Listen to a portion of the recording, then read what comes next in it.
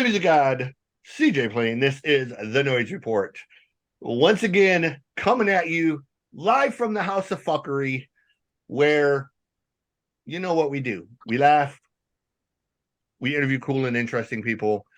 And tonight, back because, well, the last time I had these guys here, I was kind of like a rabbit squirrel on crack and just kind of, fuck the whole thing up. So we're going to do it the right way and let these guys talk for themselves and give you information that I kind of glossed over the last time because I didn't shut the fuck up when I needed to.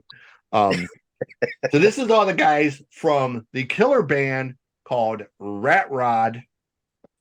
They're going to introduce themselves and give you a little bit of background on them. And then we're going to talk about their records and videos and a whole bunch of other fun stuff.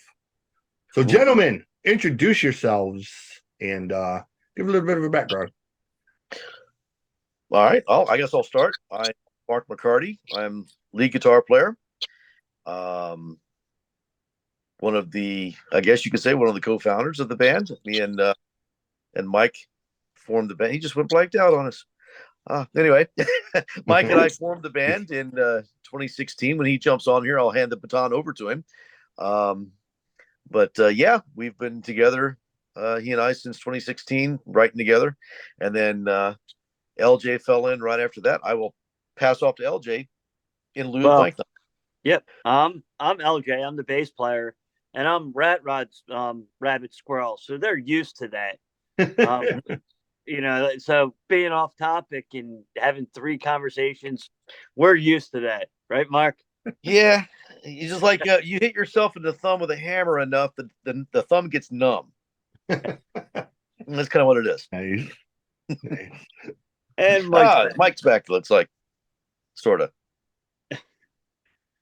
Yeah, Mike, tell us who you are. I think he's having some troubles. Uh-oh. Yeah, if he's trying to make something work. Well, all right. Well, anyway, while he's trying to work his electronics out, I guess I'll continue on. Like I said, Mike and I formed it to begin with in 2016. He was looking to put a band together, and I was writing tunes, and we had a mutual friend connect us together, and we started putting stuff together, and that eventually turned into our first album. Do you remember Rock and Roll? It was put out electronically before we actually even had a band. And then, like I said, Mike found LJ in a club playing one night. He used to play in a Pat Benatar tribute, and Mike saw him, liked him, and brought him in. And then ever since. Right, there you go. And then shortly thereafter, to begin with, Bryce, who is our rhythm guitar player, was actually playing drums to begin with, and we were trying to find a guitar player.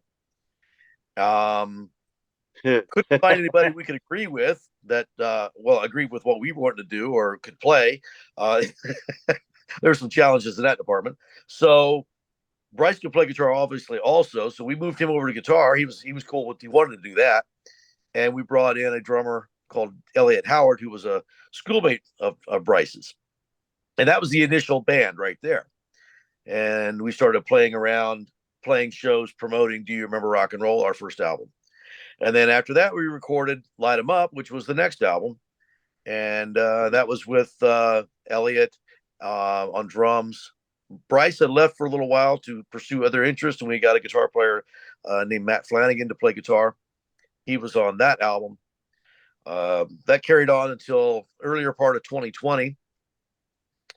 During that wonderful year, we managed to eke out some shows the latter part of that year and recorded some of them live and put out a live album at the end of that, beginning of 21, called, of all things, Ratrod Live. Good, weird name.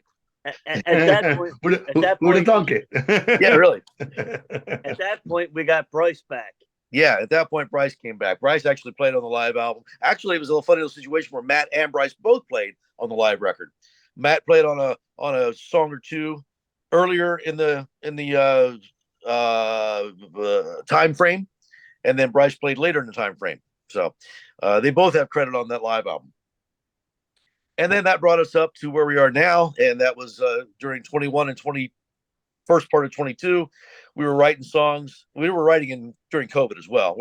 Fact of the matter is we're always writing, but we started really pulling it down together into songs in 21 and 22, and put out at the end of 22 the current record we're talking about, which is Four on the Floor. And that, in a nutshell, kind of brings you up to date. Nice. Dude, So that is so. Oh, go ahead. So Sorry. on point. What's wrong? I said that was so on point. Oh, well, thank you. Yeah, I could never do that. So, first thing I want to say is very cool on the Pat Benatar tribute thing, because Pat is like literally one of my favorite female vocalists, and next to maybe like Chrissy Steele, who isn't nearly as known as she should be, probably the greatest female vocalist in rock. So Pat is fucking amazing. So well, I went from a Fleetwood Mac tribute band to a Pat Benatar, so I was moving up in the world. Mm-hmm. then he fell into the gutter and joined us. Nice. This is more fun. From the gutter. Little overkill reference there. Yeah, got to do what you got to do. Yeah, Mike bailed off because he couldn't get any sound. He said he tried everything. I don't know if he's going to try jumping back on or not. Yeah, I was figuring he was having problems with the sound, so we'll make it work. We'll make it work. We will keep it entertaining and interesting nonetheless. We always try. Yeah. First thing I want to kind of speak about, I got to see the All or Nothing video. Cool. I didn't actually watch it the last time around. I didn't realize there was one. Okay. And I have to say, man, that took me back to my childhood. Like, Now I'm on. There we go. Small background. I grew up in a very small country town, about 900 people. Okay. We had the grocery store and the five and dime and all the main stuff that a small town has. But one of the only things to do at night was the bowling alley. So you either went to the bowling alley because it had the bar and the bar had bands, or you went for bowling. I went for bowling because my grandparents both bowled on Mondays, Wednesdays, and Fridays. They were in a league. Men's league was Monday, women's league was Wednesday, and Friday night was mixed league. It really sounds like we grew up in different towns together. But we had the bowling alley on this side, and on this side was the bar, and the bar had bands. And you guys on stage in that video, the scenery of it with the little slot machines and everything, it looked exactly like the bowling alley, man. Yeah, cool. I was never allowed in the bar because I was too young. You weren't allowed in there unless you were 18. But we could stand at the door because they had like the divider wall and the glass windows. So we could stand just outside the door and watch the bands. And it just took me back to being 14 and pulling a table from the bowling alley side against that divider wall and sitting by the window and just being like this at 14, watching the bands through the fucking glass door, you know. Well, the place that was filmed at wasn't a bowling alley, but it was a retired firehouse. Nice. So I don't know what a connection is there to that, but it is an interesting anecdote nonetheless. There's been a couple of clubs that we've played that's had the dart machine, video game poker, all on the stage with us. Yeah, like the Red Stallion had all that on stage. It did. Yep. The Red Stallion had a skee ball thing on stage. There was pinball machines up there on stage, and mirrors everywhere. It felt like it was in a fun house or something. It was weird. Yeah. Nice. If you ever play in Sturgis, Michigan, there's a small club and I can't think of the name of it. We went to see Janet Gardner and those guys play right after she had gone solo, her and Justin. And when we walked in, they had the club, and then on the back back side of the club, there were 2 doors, and you went through them, and it was a bowling alley. And it was kind of the same thing. It was like, God, man, going back to childhood with the, like nightclub / bowling alley angle, and Mm-hmm. it's really a logical combination if you think about it. But yeah, it is a very much a Midwest small town staple. yeah, I Well, would say it's not something you see in cities. It's No. very much they like just opened one of them here. It's an actual chain nowadays. It's called the Brooklyn Bowl. And it's okay. attached to our Fillmore. And so yeah, it's like a bowling alley, and the band plays right next to them. So it's pretty cool. Yep. So you So, can Michael- bowl and watch the band at the same time. Actually, Asbury Lane is like that in Asbury Park. Yeah. So, Michael, since you didn't get a chance, introduce yourself and give a little bit of background on you, since the other 2 got to kind of introduce themselves. Sure. I'm Mike Smith, lead vocals for Ratrod. God, I've been doing it since I'm 54 now. I've been doing it since I was 18, I guess I started. Just been in local bands. Did originals most of my life. Did covers for like a short period, like from 2000 to about 2005, about 5 years. And then I got dropped out. I just took a break from the whole music thing for a little bit, for God, almost 10 years. I got married, so, uh, I kind of wanted to at that point, because I had gone nonstop from 18 years old, from 18 to 30 to 34, you know what I mean? So I took a break for, a needed break. And then the marriage didn't work out. So, and but I was thinking about this anyway, even before we had things ended, that I wanted to do an original band again at some point. So, we broke up and then got divorced. And, so I was like, well, this is the time to do it. And got to, I got back into it, put a thing up on Facebook, looking for a band. A friend of mine told me about Mark. He's like, hey, I think I have a guitar player. It might be perfect for what you're looking for. And he's like, I was like, cool. So I said, Mark, a friend request, and we started chatting, and we hit it off like that. I loved his ideas. He liked the stuff that I was coming up with, and it was just like, it was Just perfect. Just chemistry was like perfect. You know what I mean? Yeah. And we still have it. You know what I mean? And it's awesome. But now it's like it's grown to where everybody contributes. Mark and I might come up with the bulk, like the nucleus of the song, but then everybody else puts in their little, their parts and stuff, and so it's growing, which is really cool. You know what I mean? Exciting. It's exciting because it's you never know for sure where a tune is going to end up.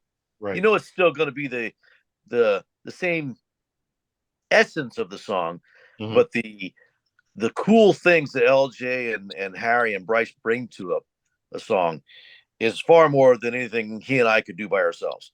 Right. And just really make really, as I've said before in other interviews, those guys is what makes it a Ratrod record.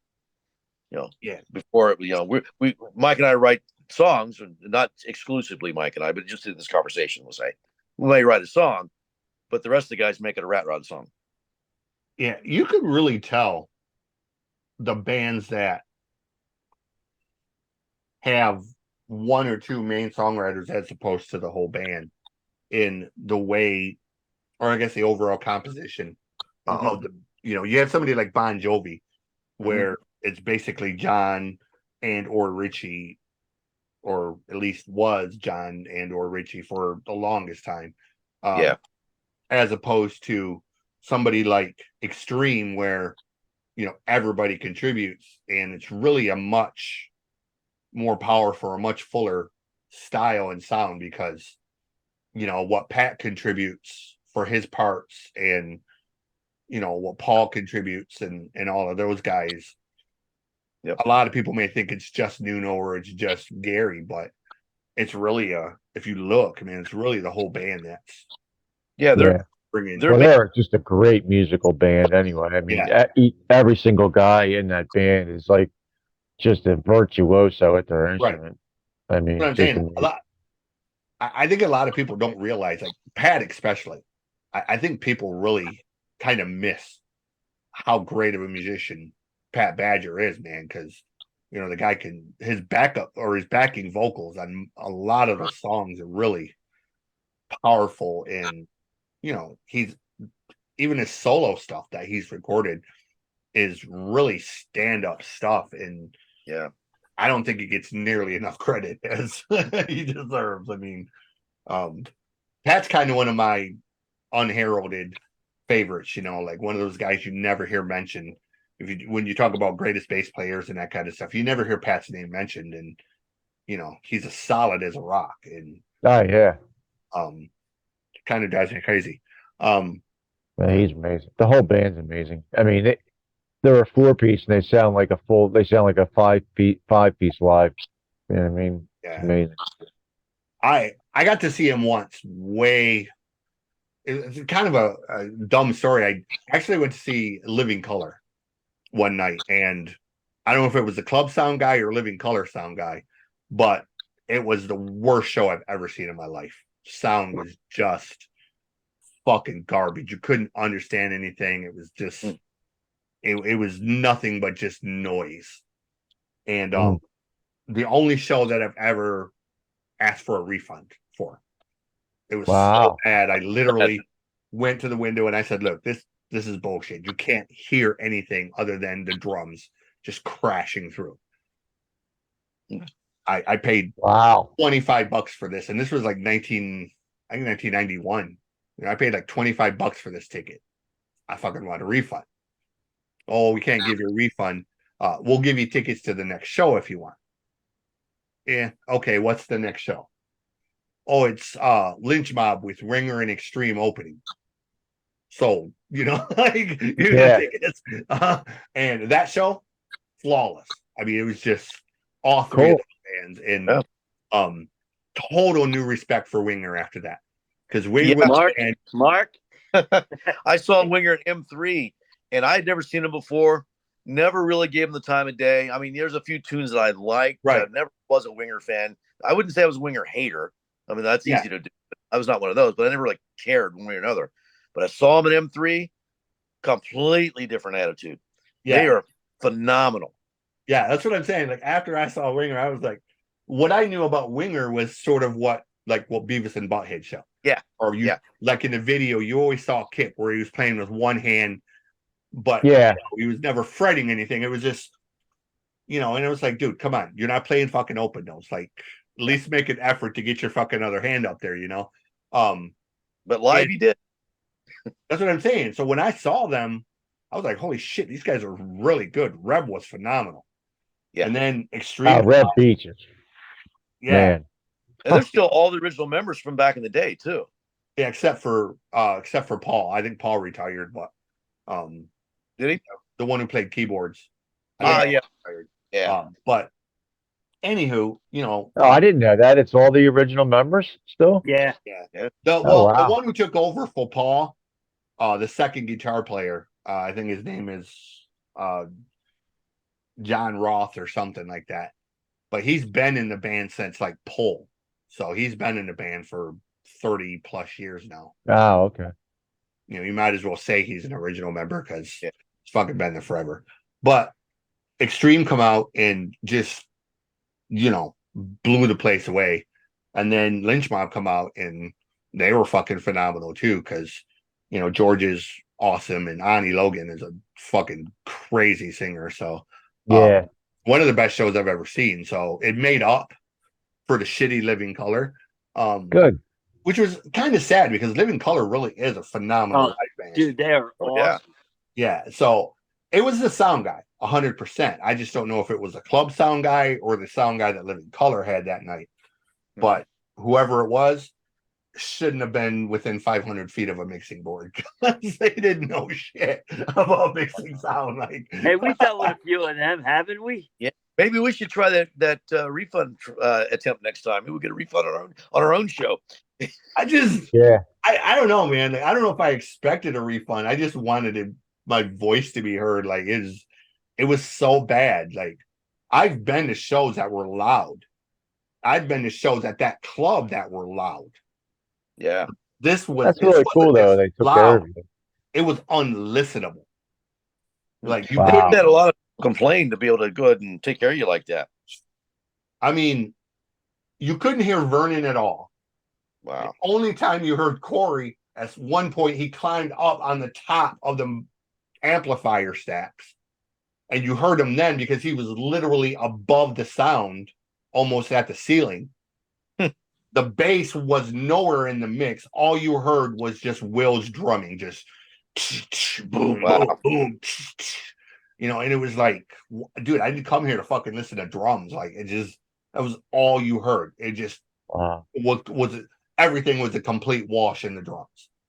And I just kept thinking to myself, I don't know shit about mixing sound at that age, but I know it shouldn't sound like that. Like, you know, like I had seen Megadeth and Testament the month before in the same club in almost a flawless sound. So I just kept thinking if Megadeth and Testament can play here and sound good, don't fucking raise that Living Color could, you know? Yeah, you saw that it could be done, so it should have been done that. You know, but Four on the Floor is the record that you guys have out now. It's a really killer record. Thank you. You also mentioned Do You Remember Rock and Roll? I finally got to sit down and listen to that, and I have to say, Mr. Negativity and Beds on Fire are two of my very favorite songs that you guys have, because there's something about those songs. They just the groove in those songs are just fucking cool. Like, those songs have a swagger, bro. Like, you know. Dude, Mark, dude, I forgot to tell you. I can't believe he said that last night. Somebody told me that we got to put Mr. Negativity back in the set. They love that song. Really? That song just has a swagger to it. Oh, Jesus. We should. Yeah. I couldn't believe. I was like, wow. I was like, okay. Well, I said, I'll talk to Mark. I'll talk to Mark next time. You know, we could throw it in there. There's no reason we can't. It has that same. Mike? Start working on it, John. Who said that? George Allman. Oh, George. Okay. I kept thinking that it has that same kind of swagger that Walking Shoes by Tora Tora has. It has that fucking. I just heard that song this evening, matter of fact. The radio. That's one of my favorite all-time songs, man. The bass, too. You know. Mr. Negativity actually predates the band. I actually wrote that by myself during Katrina. It's actually my response, if you will, to Katrina. Oh. And then and then Beds on Fire was one of the earliest tunes that Mike and I wrote together. Yeah, that's one of the first ones. Nice. When I seen Beds on Fire, my first thought was, oh, they did the Midnight Oil song. And then I started listening to it, and I was like, wait, that was Beds Are Burning. And we couldn't be no cigar. Like, the only thing we have in common with Midnight Oil is the fact that they're Australian and we love Australian bands. Yeah, I don't know why my brain thought that. Like, it was just a total brain fart. I seen Beds on Fire, and that was immediately what my brain went to. And then once I started hearing that one, I was like, oh shit, wait a minute, Midnight Oil is Beds Are Burning. And then when you think about what they're singing about versus what we're singing about, It's even funnier. Right. So they're worried about world destruction and the word about the Aborigines and all of that. And right. Mike's a little bit more close to home. Literally. Like right over there. Yeah. Nice. So I mean, it's kind of obvious I guess, the AC/DC influence a little bit, but talk about some of the Really? other influences other than that. Like, what are some of the bands that inspired you? Who are some of the bands growing up that you heard that made you want to be a rock star, that Yeah, made Mark, you, tell him. want to suffer to do this? Well, ACDC, obviously, for me, Right. that's a no-brainer. So I'll just take that off the table because Right. it's I always. was like, that's kind of the obvious one, that's low hanging. Yeah, that's But for all of us. that's what really got me fired up was when Back in Black came out. But besides that, it's Ted Nugent, it's Elvis, it's all 50s rock and roll and rockabilly. I love freaking Chuck Berry and I've Brian got Setzer. what's that? Brian Setzer. Well, actually, yes. And then because it just is this classic thing is if you like somebody, look at what they like, what influenced them. That's what I did. A lot of my Yeah. music interest, and LJ and I talk about this all the time as well. So I went backward from Brian Setzer and really truly discovered Gene Vincent. Yeah. And Eddie Cochran. Holy shit. Now we know where Brian Setzer gets it from. Yeah. So it's that sort of thing too. With Angus Young, he's said that the Kings, Albert King and BB and all those were influences. So I went back and listened to that. So I'm a huge blues fan, and it comes out in my playing. I'm a blues player. I'm just a loud electric blues player is all I am. Nice. And I again, because of the ACDC, the Australia thing, I freaking go nuts over Australian bands. I just love, there's something in the water down there. I just love the music that comes out of Australia. From Screaming Jets, Jet, Cold Chisel, the Angels, absolute Angels nut. Love those guys.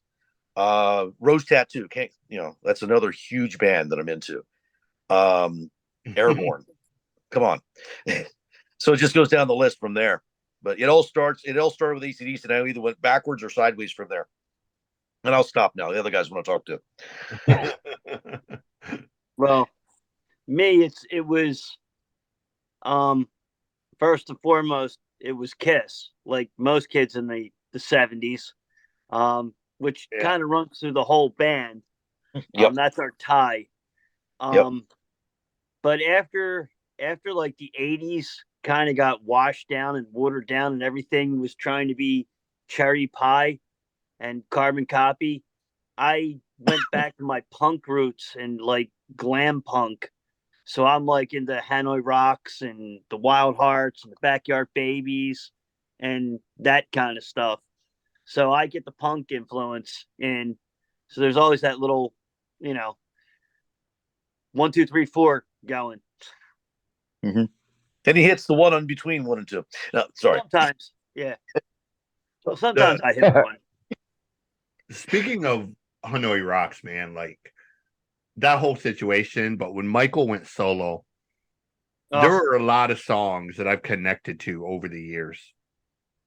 For various reasons.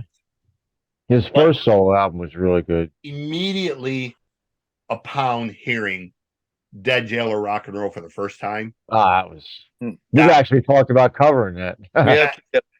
Yeah. That is my song. That is my theme, my logo. I have lived my life by that song because I literally knew as a teenager, growing up on the farm, yada, yada, yada. What do you want to be? I'm going to be a rock star. Oh, that's cute. What's your plan B? I'm going to be a rock star. Well, what if you're not going to be a rock star? Then I'm going to be dead or in jail. I knew, like, literally those were going to be like my options in life. I was going to be a rock star, I was going to be dead, or I was going to go to jail for something. And I've been to jail, and I've been a half-ass rock star when I was younger. Not dead yet, but it's that's good. You're not talking to a zombie, but did you that's get? good. I was gonna say you look pretty good if you. You're keeping well. Michael, I was going back to that. Like, Michael is one of them performers who it just seems like he's really like wine, man. Like he gets better and better and better. Like every record, you think there's no way he can top this record, and then he comes out with another one, and it's just like, Jesus, man. Yeah. This man is just a fucking beast songwriter. But he's always had some of the greatest backing people with him. Like Yeah, his first band, he had Johnny Angel and all them yeah. New York guys. Now he had Ginger from the Wild Hearts and Steve Conti, and he's got Sammy Yeah, from I the was gonna say, Hanley he's had Rock. Sammy all along, and that's the You biggest know, thing. Like, and then you had he had Dragon from the Backyard Babies. It's yeah, just, and now he's got Richie Allen from the Black Halos. So it's just, he's my favorite rock star ever, yeah, right there. yeah. I know I couldn't do it justice, but um, if I could cover any song, it would be Malibu Beach Nightmare. I mean, that's Oh, just, dude. there's I get another song that just has so much fucking swagger in it, man. It's like, just ball so big you need three hands to fucking carry him, It's like That's cool. anyways, Michael, your influences. Well, like John, I mean, for me, it started at 8 years old with Kiss. Um, a friend of mine in second grade, still remember, a kid named Danny Snyder in second grade introduced me to Kiss, and that started it. That's why I'm talking, even right here talking, because of that, because of him, and so. And for me personally, it wasn't it. Yeah, you love the makeup and all that, but I loved the songs. I mean, I loved the music, all their songs. I still do. I love e- almost every single song they wrote from 70 through from the first album all the way up through Alive to 73 to 77, the Alive 2 album is just and I've been wondering for years. I'm like, I don't understand how like Rock and Roll Night Party Every Day was the only song that ever got on the radio. Like they've got about 15 others that are just as good as that song, that aren't like dirty or anything like that. They could have been monster hits just like that they never played, just such great songs. But then as I got older, it was AC/DC, uh, uh, and that was before Bond passed away. Um, so that was right around, I guess. Yeah, I guess about right. I guess I got into AC/DC. I guess it was right before Bond passed, like 78, 79, when I was in like fourth grade, fifth grade. And then for me, anyway, it was AC/DC, then Zeppelin, um, Thin Lizzy, There you um, go. Mhm. Yeah. God, I'm trying to remember. God, there's so many so many albums I had.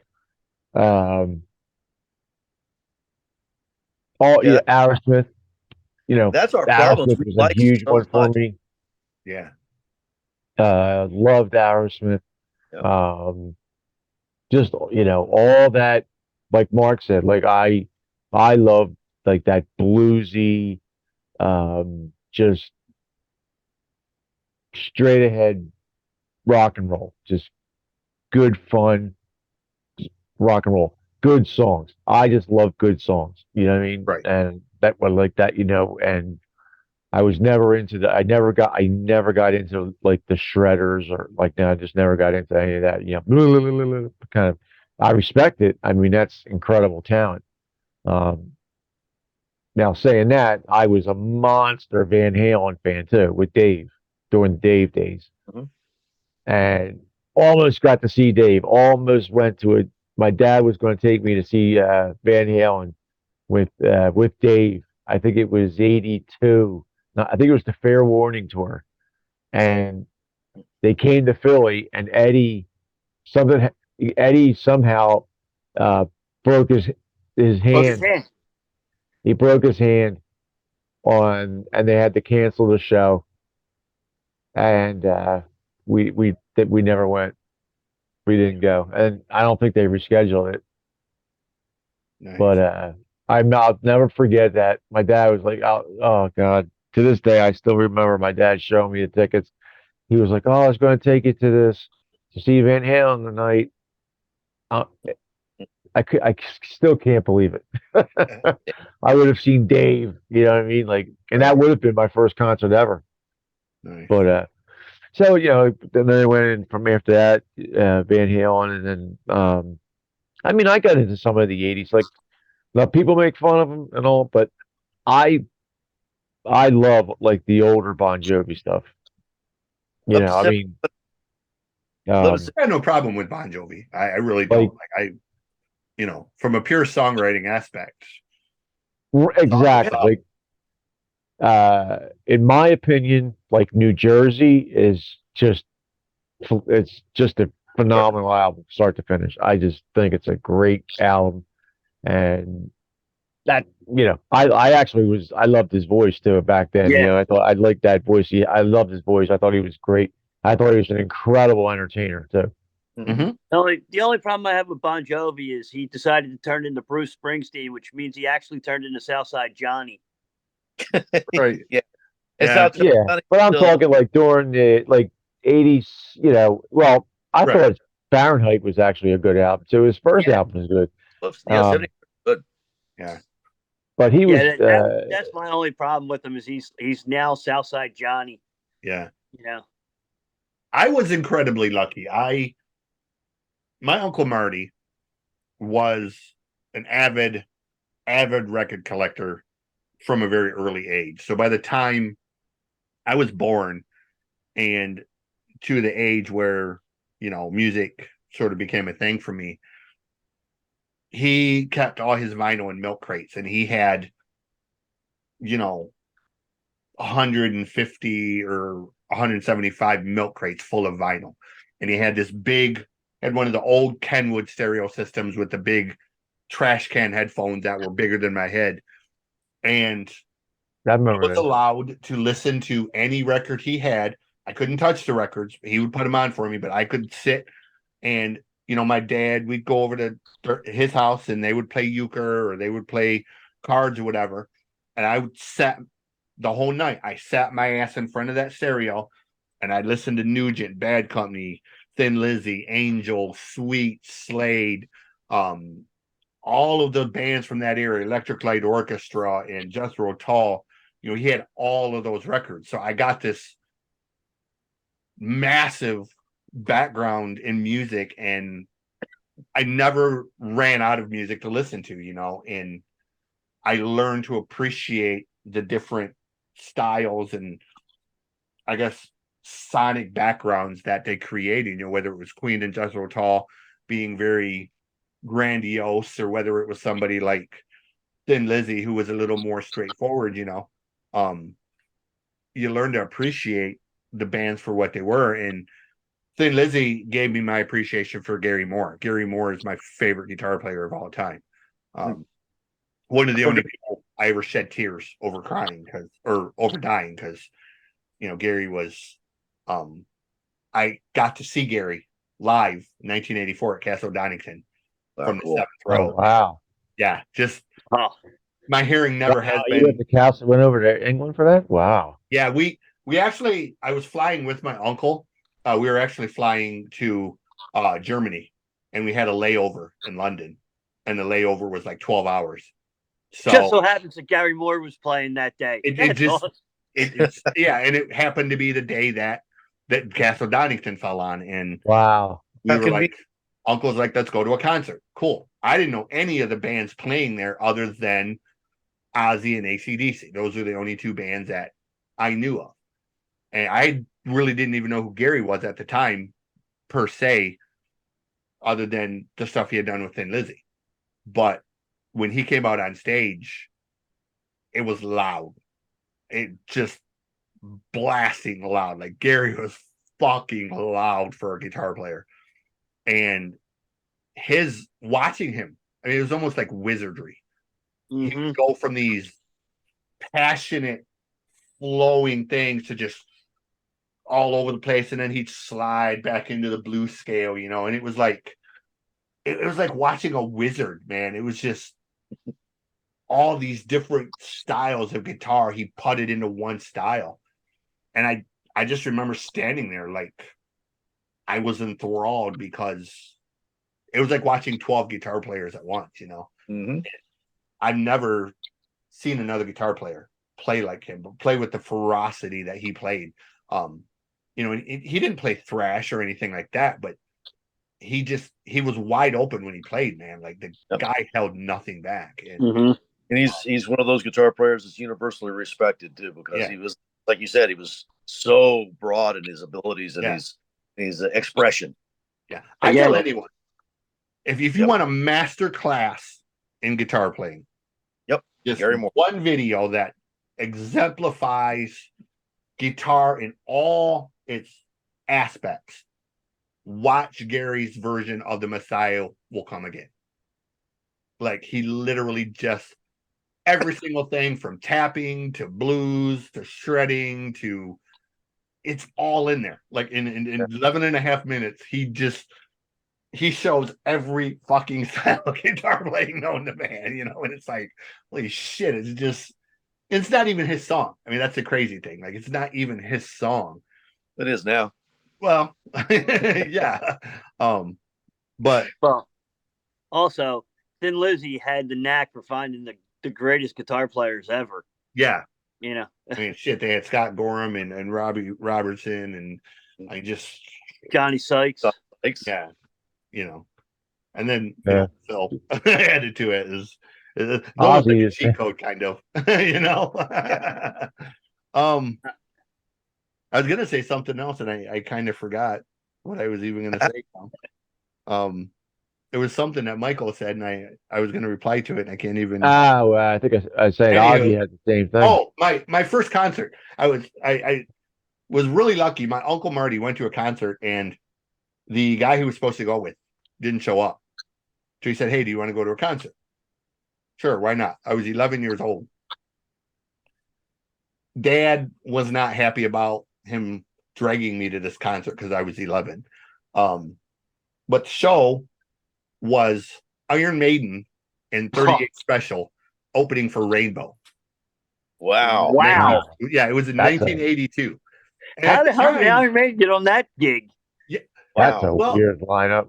There's the thing. At that time, I had no idea what it meant. It was just 3 bands. Right. I knew 38 Special because I listened to them a lot. My dad was a fan of them, but I didn't know Maiden and I didn't really know Rainbow. Thinking back on that now, I think, who the fuck booked 38 Special, Iron Maiden, and Rainbow together? Like, it's like, you know, it was like 3 completely random ass bands that. Who was in Rainbow? Who was in Rainbow at that time? Jolene Turner had just started. So it was Jolene Turner? Yeah, it was his very first tour. Who was playing guitar? Richie. It was still Richie? Yeah. Okay. Yeah. So radio-wise, sorry, Mark. That was the Street of Dreams tour, right? Yep. I don't even remember, to be honest. Yeah, that was Turner. Bruce wasn't in. It was Phil Burr was still the singer of Maiden. Like Bruce hadn't taken over for Maiden yet, so it was right before Bruce. Paul Di'Anno was still singing. So maybe Maiden, thought it was Maiden ends up being the odd band out then because they're Special kind of fit given the era. Maiden played first, and then 38 Special played, and then Rainbow. Okay. So when you hear the names, it doesn't make sense from the names, but then you think about the era. Right, Rainbow was kind of, you know, I didn't think about it because it was just 3 cool rock bands, and it was my first show. I'd never been in a huge crowd like that or anything. And like I said, thinking back on it now, it's kind of like, holy shit, like you wouldn't dare put a show like that together now because promoters would lose their minds over it. But it probably well, but they'd lose their minds. Yeah, I say they probably make money, but maybe if they did it more often now, they'd actually make some fucking money. But anywho, now that we've covered influences, you mentioned Australian bands, and I am another one, massive fan of Australian bands, from the Hoodoo Gurus to Cold Chisel to Jimmy Barnes and all of the ones you mentioned, Screaming Jets and the Angels and Midnight Oil and The Living End is a punk band that I Oh, absolutely dude, I seen them fucking they are freaking awesome. yeah. Chris is such a monster guitar player, dude. Like he's I got to check it out. I don't know them. They're more my imagine style, Mark. Okay. Basically imagine Brian Setzer playing guitar for Green Day. Yeah. That's Yeah. pretty All much right. yeah. Like imagine the Stray Cats recording a Green Day record is essentially what The Living End sounds like. I'll buy that for a buck. Like they have the big stand-up bass, and Chris is very, very influenced by Brian's guitar playing. Plays the big hollow body. Mark, I'll bring some. I have some. Yeah, they're so crazy, dude. And I just so wrote it down. But anyways, on the record, you covered Marseille by the Angels. Talk a little bit about that. Well, and why that one as opposed to say one of the more popular songs by the Angels. Well, in the United States, none of them are that popular. So exactly, but I just even in Australia, that's not really a popular one per se. Right. I suggested it to Mike back when we were recording the songs for Do You Remember? And it just struck me. It was just a cool riff. It had a cool vocal lines and melodies. I just thought it was a cool tune. I suggested to him. I said, "What do you think about covering this?" And he liked the idea. It was kind of that much. That simple.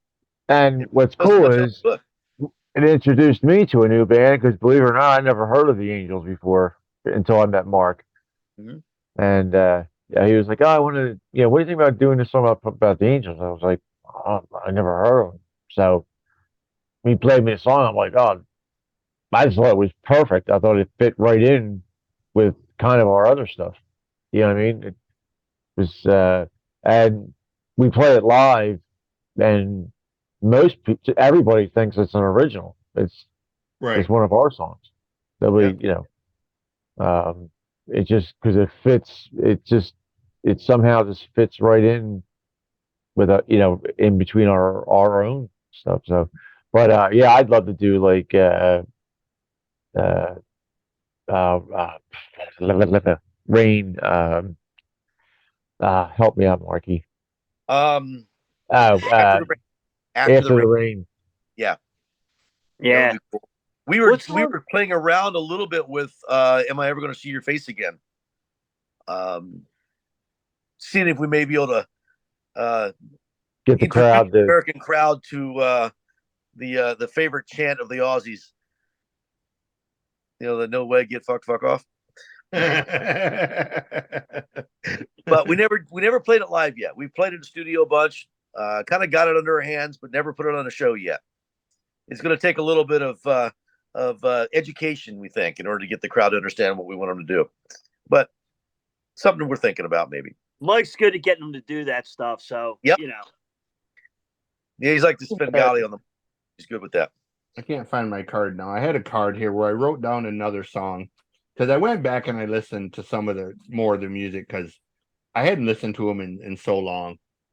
And I wrote down another song that I was going to suggest to you guys, and I'm not exactly sure where the hell the fucking card went to now. So, okay. If I come across it, but anyways, it does fit your style really well. Mm-hmm. So, I mean, it definitely is one of them that, definitely. Yeah, especially live, and you know what? It's a fun song to play. It's fun. Like I really like playing that tune. I kind of miss playing that song. It's a fun tune. I enjoyed that one. And what's really cool is when someone does know who the Angels are and you pull it out, they're like, "What? You're playing that?" Right? Yes, we are. People are like, "Holy crap, man. Holy shit, dude. I can't believe you guys did Marseille. Oh my God. I never heard anybody do that." Mm-hmm. We kind of do another one, which is we kind of do it as a tribute to a local band that me and Mike grew up watching but it's actually an old Alex Harvey, sensational Alex Harvey band song called Midnight Moses. So that's our new cover in our set right now. And people, it's the same thing. They're like, oh my God, that's freaking awesome. Yeah, and we're doing it true to the Dead End Kids as well. That's the local band around here. They had their own style about that song, made it their own, and we're tributing them, so to speak, by doing it the way they did it. And it's full disclosure. Mike says it before we start playing. This is our tribute to them. We're not, not putting on, trying to be something we're not. Yeah, I don't know where that card disappeared to. So we have a thing for anybody can cover like American Girl or whatever, the stand. It's like more fun to pick something that nobody's going to really know it's a cover. And then maybe if you're lucky, you can turn somebody on to a new band and, they can enjoy it as much as you do. Yeah. Yeah. I don't know if CJ knows the backstory on the Dead End Kids, but, just very briefly, not much. They were a huge monster local band here in Philly, like South Jersey. Back when we were all too young. I mean, like 13, late 70s, early 80s was the original, the real Dead End Kids was like I think 77, 78 to about 83 or so, was it, John? 84? something like that. Did you catch that movie Rat Skates on I was going to say that. You catch that movie to learn about it on a national scale because Overkill were influenced by them.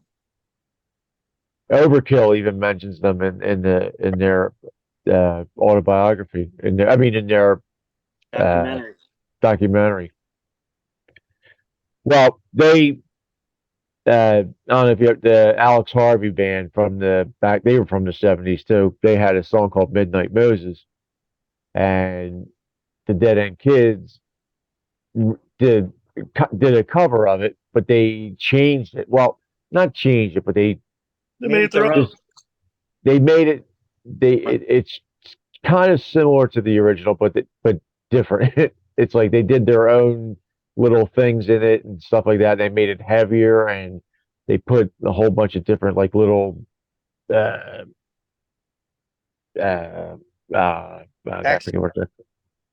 Yeah, like accents on different. It's really, really cool. And so that was like, and back then when they were huge around here, people thought that was unoriginal. That they wrote it. It was everybody thought that was one of their own tunes. So I thought it was theirs. I didn't know. Yeah, there's so in tribute to them, we started doing it this year, just as a tribute to them. It's been done by Brittany Fox did a version of it. It's on their third one, the first album without Dean singing. Dead Daisies with right. I know the Dead Daisies did it. Yeah, they did it. But we do it. Theirs is close, but we do it the Dead End Kids way. It's really funny. We did a old club reunion a while back, and Karabi happened to be there. He worked with he did a solo duo with Mark Evans from the band Heaven's Edge. Mm-hmm. And the kids ended the night, and he was standing next to us, and he was like, I forgot how good these guys were. And like 3 weeks later, they released Midnight Moses. I was like, all right, okay. Nice. Here's an interesting little bit of trivia I just remembered. And I think this is accurate. So if I'm inaccurate, whoever's listening to this, don't shoot me. But I believe this is true. The very first television performance of AC/DC in England, due to Alex Harvey canceling the show, the guest spot on the BBC that night. So AC/DC set in place of them. Nice. So interesting little connection. I get peeved because 1991, I was in a band called Psychotic Therapy. Just metalcore before metalcore existed. We at the time we were kind of in that space where we weren't quite heavy enough to be death metal, but we were way too heavy to be considered thrash or speed metal. So we played with death metal bands mostly. In late 1990, early 1991, we got a call from Atlantic Records and said, hey, we're looking at you, yada, yada, yada. We want to send you out on the road, see what you're like, blah, blah, blah.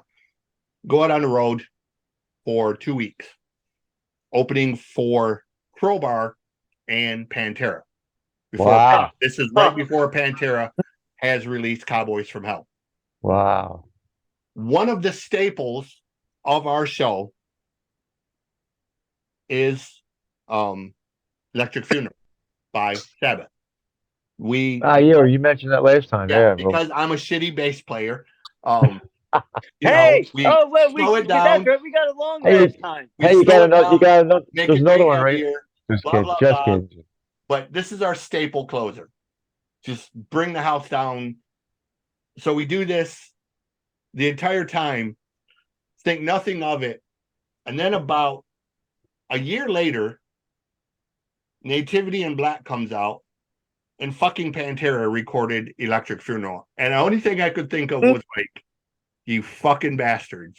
Yep. You probably so. Fucking unoriginal cocksuckers. You listen to us for 2 weeks. Fucking slay with that song. And then you turned around and recorded almost a literal version of what we played, other than the fact that Phil's vocals were different than Aaron's. But bass-wise and guitar-wise, Pantera's version of what they recorded was fucking dead on to what we were literally playing opening for them. And I just kept thinking, I'd give anything for a fucking soundboard recording or anything from that time period to show people that, and it's like, we know that feeling, don't we, guys? Yeah, we've had a little bit of that happen around here. But anywho, the business is a monkey do business, no doubt about it. Yeah, and it is what it is. It just there's really not anything I can say or do about it. I mean, it's not like I can fucking take on the Pantera machine and try to claim that, oh yeah, fucking Pantera stole our version of Electric Funeral, but I have a cassette tape here somewhere with a recording of that, and I'll tell anybody, if you think I'm lying, feel free to listen to this and then listen to Pantera's version, and you will see that they're pretty fucking close. Like, and you can't say, oh, they didn't hear your version. No, they did. We literally spent 2 weeks with them, traveling all through Tennessee, Louisiana, Texas, and Oklahoma. So that's awesome, man. Okay, that's so cool. You got to do that. So that's so awesome, though. How crazy was Phil back then? Phil was actually pretty low key compared to Dime and Vinny. I mean, we didn't see Phil a whole lot. Like, truthfully, Dime was really interactive. Like, Dime liked to be with everybody. Vinny was pretty interactive. Phil was kind of more of a loner type. Like, he didn't really. I dated a girl for about 5 years in New Orleans, and the last time Crowbar did a European tour, I was at the going away party, and Phil was nuts. I was just like, wow, I could imagine being on tour with him. Yeah, I don't know, like, I think we had so much shit going on with our band, maybe we didn't notice it. Like, we found out real fast that we were not equipped to do it. Like, we just, personality wise, we weren't going to withstand. We had a drummer who liked to drink more than he liked to play drums, and that hurt a lot, but Yeah. it was just like I said, it was more of our expectations were bigger than our reality. Like we came into it with the mentality of we were going to be rock stars right then. Mm-hmm. And 5 guys in a cargo van sharing a Happy Meal in the parking lot of Walmart at midnight was like, what the fuck is this? Like, where's the cocaine and hookers? Where's the fucking, where's the fucking hotel suites? Where's the groupies? And well, you got to work for that. Yeah. Well, it's kind of funny. I always say, like, I had a buddy who came up. He lives in Florida. He came up with a buddy for a weekend, and I get a call at like 3:00. He's like, "Pick me up." It's the same thing. Like, somebody in one situation, but you really don't know them till you're in a cargo van, driving around the country, and you're ready to strangle them. Yeah, and that was us. Like we were fine at home, and I think what it was with us is we were playing local shows with 2 other bands, and we would literally kind of have trash can parties where we would be like, okay, you walk through the gate, $10 for the solo cup. You want into it. It was a loophole because technically we were supposed to have a liquor license to sell beer, but we weren't selling beer. We were selling cups. Yeah. And whatever you put in the cup, it's totally on you. We had Coke, we had water, we had orange juice, we had beer. What you chose to put in it, your volition, we had no control over it. We were not selling the beer was free. Anywho, $10 at the gate, 3 bands would play. My buddy had a giant fucking football field size fenced in backyard. So we'd put 300 or 400 people in that backyard, and we'd split the money between the 3 bands. So we were making, $200 or $300 a piece for all of the band members to play for an hour. And then we got out on the road and to get paid at the end of the night. Like, here's $75, split it between the band. And we're like, Happy Meal time. Where the fuck is the rest? Oh, there's this and this and this. No, where the fuck is the rest? Like, what the fuck is this? Like, and then Minden, Louisiana, 2 a.m. It's 110 degrees. There's 5 guys in a van. I'm shoved on the floor between the front seat and the back seat. Someone's above me. The guy in front of me is farting, and I'm like, the fuck is this? Like, no, like I can go back home, make 10 times the money, and sleep in my own bed at night.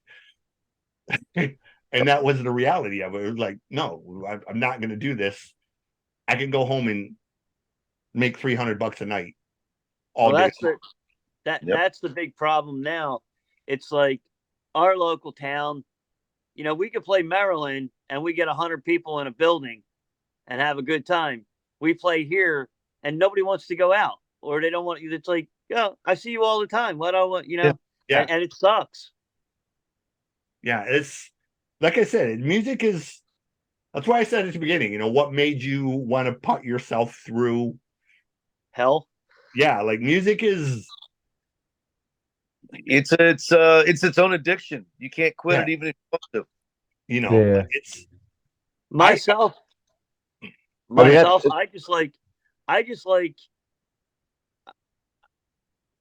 I like being the center of attention without being the center of attention. Hadn't noticed that either. It's weird. Yeah. Who'd have thunk it? It's just, it's one of them things where some people are built for it. And that's just, there's no other way to describe it. Like people like Jeff Scott Soto and Youngblood, for newer talent, the kid's just built for the fucking stage.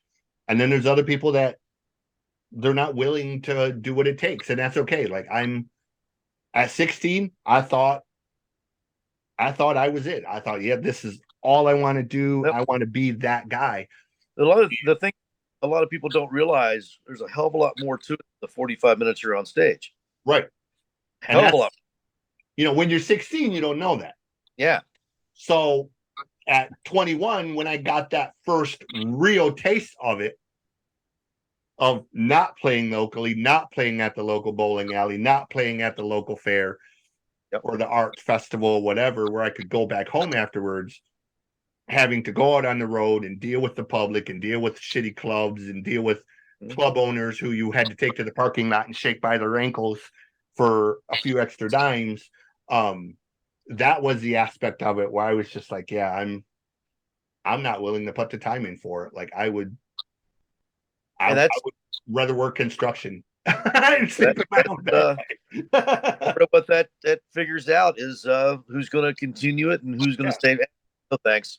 Yeah, and that's the thing. Like I am so thankful for bands like you guys that do put yourselves through the bullshit, so that as LJ said in my studio, but the reality is we pretty much all like to be the center of attention.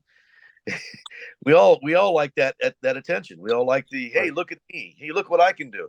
Look how big my balls are right now. You know, not literally, of course, but we which is why we know what we do. Well, we like to show off. I think every musician has a certain amount of ego, or you wouldn't do like. No, that's I mean exactly. that's what gets you. That's the difference between the people that can get up on stage and do it and the ones that have stage fright. You know what I'm saying? Yeah. Like yeah, you have to have a little bit of an ego. You know what I'm saying? You have just internally, you know what I mean? Don't act like it, you don't act like it, you don't say nothing, you just, you're outwards, you're just be cool and everything. Right. But you have to think, yeah, we're a fucking kick-ass band, Right. When people hear me fucking sing, dude, they're gonna be like, wow, this dude's fucking killer. Wait till they hear Mark. Wait till they hear fucking And it's funny. I just think everybody has to have just a little bit, and I think they do. There's a little bit of show off in every musician who's playing on stage. That's for sure. It's funny. These guys kind of got a little taste of this, but in Maryland, they have the M3 festival every year. Been there a few times. Okay, well, I've been to almost every one. I think I missed one because I was in Europe. But when we first started, I got these guys. We got to get into Maryland. We got to get into Maryland. And going back, and Mark got a little taste of it, and even Mike. We actually got to play the pre-party this year. But when you walk around a festival that's got bands like Winger and I forget who else was there, LA Guns and Quiet Riot, like all these bands, and you walk around and there's people in the crowd actually wearing your t-shirt and they know who you are and you're nobody, and they're coming up and shaking your hand and telling you that they love it. The feeling is just like, all right, all the shit that we put up with is worth it. Like I went a couple of years ago with the after I left the singer from the Pat Benatar band, and we went over together from the hotel, and as soon as we walked in, some dudes walked around wearing a Ratrod t-shirt, and she's like, look, that dude's wearing your t-shirt. I'm like, all right, that's cool. And she's like, no, he's wearing your t-shirt. I'm like, okay. So then she goes up to him and she's like tapping him. She's like, you're wearing his t-shirt. And he's like, yeah, that's Little John from Ratrod. Yeah, I know who he is. And she looks at me. She's like, how did that happen? Or how does he know you? I'm like, you let me go. I know how to network. And everybody in my band knows how to network. Right. And we spread it out. We might not be big and we might not be the top band in Philly, Jersey area, but we go out and we spread our wings. And you go to other places and it's the coolest thing, seeing your t-shirt or hearing someone tell you how much they love your album, or it's just it's and that's what I get out of it. It's the little things. Like the ultimate was last year at M3 when the guitar player the rhythm guitar player for Heaven's Edge wore our shirt on stage. Nice. Yeah. That was And Yeah, cool. that all I of never had so many M3 people. got to see Ratrod T-shirt on stage at M3. Nice. And I had so many people just like tap me, like, dude, did you see Steve? Did you see? Really? Oh my god! For me, it's always been one of the first big shows that I ever played as a musician. Um, we were still playing local shows and all of that, but we won the little battle of the bands for the little town, and the prize was is the town has this big art festival every August, and they always bring in one big national band to headline it, or one national artist, and it's always a mix. One year it's a country act, one year it's classic rock, one year it's so you never really know from year to year who it's going to be. So we knew we won it. We were going to open for that artist. We were informed 10 days ahead of time that the opening Liberace. it was Jerry Lee Lewis. Oh, And we were kind of we were sort of in that Saigon Kick type of vein where we were melodic but sort of heavy. You weren't 52 up, were you? No. So we were this teenage band playing really loud music, and the only thing I could think to myself is, Jesus, Jerry's gonna fucking hate us. Like he's just, he's gonna hate our band. So we got up there and we started playing, and during the last song, I looked over and he's standing on the side of the stage watching us. oh. And the only thing I could That's think of cool. is like, Jesus Christ, that is not good that Jerry Lee Lewis came off his bus to watch us. I just kept thinking to myself that can't be good that he's standing there. Gonna have a complaint. So we finished, and as we were walking off stage, we were trying not to like interfere with him or his people. So we kind of tried to walk around him. And as we got right to the entrance, he stepped in front of us. And my first thought was, oh, this is bad. This is bad. He stuck his hand out and he shook my hand and he goes, for a bunch of teenagers, you don't actually suck. Wow. I'll take it. That'll work. I'll take it. Like coming from you, probably about as close to a compliment as you're gonna get. I mean, Shit. From Jerry, and you got to meet Jerry Lee Lewis, dude. Yeah, That's like it was, awesome. the man's not known for giving compliments. So for him to say, for a bunch of teenagers, you didn't actually suck. I'll take it. It's cool. That's kind of been the high point of my life, Hell yeah. Jerry Lee Lewis approved. Okay, so There you go. I must not be as horrible as I think I am, because Jerry didn't hate us. He didn't say he loved us, but he didn't hate us. So There you go. that's something. That's wow. That's pretty cool. I mean, just to even get to meet Jerry Lee Lewis, Yeah, dude. I was nervous because he's somebody growing up on the farm with my grandfather. He's one of the pillars. Yeah, well, my grandfather always listened to the AM radio, and it was always Hank Sr. and Farron Young and Hank Snow and The all good of those stuff. guys, and then Jerry Lee Lewis was in there, and Elvis and Mhm. all of that stuff. So I knew who Jerry Lee was. I knew his good and bad, and I knew he was the wild man, and that's why I said when I seen him standing there, I just couldn't help but think, that's not good that he's standing there. He's not known for standing on the side of the stage. He's more known for you having to literally push him onto the stage. So Well, you were definitely doing something that piqued his interest. yeah, so that's pretty good. like I said, it was just That's freaking awesome.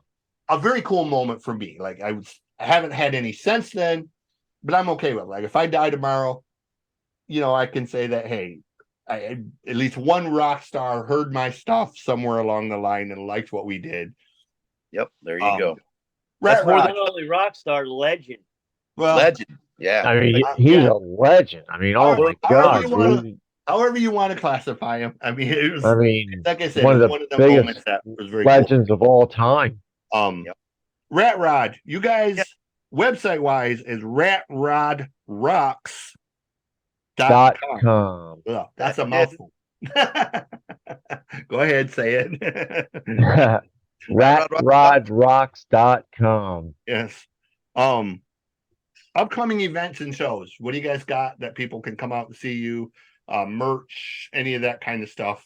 Is it all on the website, or is there Yeah, you can get something everything else? from the website. It'll take you there. You got all of our show dates on there. The links to all of our social medias, the Spotify's, the YouTubes, all of that are linked from the webpage. Videos also, besides what's on YouTube, there are also a few videos on the webpage. Our lyrics are on the webpage, biographies, photos. It's one stop shopping. And then if you wanted to go directly to the Spotify's or YouTubes, it's pretty much the same thing. It's Ratrod Rocks or I'm sorry, it's Ratrod for YouTube. If you want youtube.com/Ratrod, it'll take you there. You can search Ratrod in Spotify, get us there. It is put together as one word, but there's enough music out there now that it'll still come up. Yeah. I was just getting ready to say, when you type it in, make sure you put it as one word, because if you put it as two words, there is another different artist that is listed as Ratrod with the word separated. That but is there's prominent.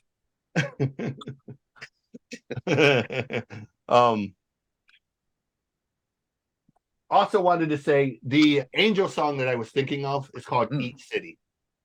So Well, if you ever Eat City. I don't know that I've heard that one. It is on Watch the Red record, and it is sort of similar to Malibu Beach Nightmare. It's got that big old sax solo in it and that big swagger, and it's a big ballsy song, man. And I just, as I was listening back to because I was trying to find the Angels record that Marseille was on. I was just writing them down. As I was listening to this particular one, that song came on, and I just kept thinking to myself, man, this has got just big balls. Marseille is on Face to Face. Yeah, this is on Watch the Red. So so this is on the record that well, it's about 5 records later. So but anyways, that's the record I was thinking of. Guys, again, thank you for coming back, and thanks for having us. Thanks for redoing this, and it was just as fun the second time. Yeah, except I don't. This is Ratrod. They are an amazing band. 4 on the Floor is the record that's now available. They also have other records available as well. So search them up on the website. We just said it to you, Ratrod Rocks, RATRODROCKS.com. Rock and roll spelling bee up in here. Oh. There's an All or Nothing video that is out there that you can see. Shows, all of that are all coming up on their website. So check out our video, guys. Like, share, and follow. Yes, for sure. With that said, we're gonna let them get back to their day jobs, night jobs, sleep, or whatever it is. Legal game. But as always, be well, treat each other with kindness. Remember that no matter what you're going through, music heals. That's right.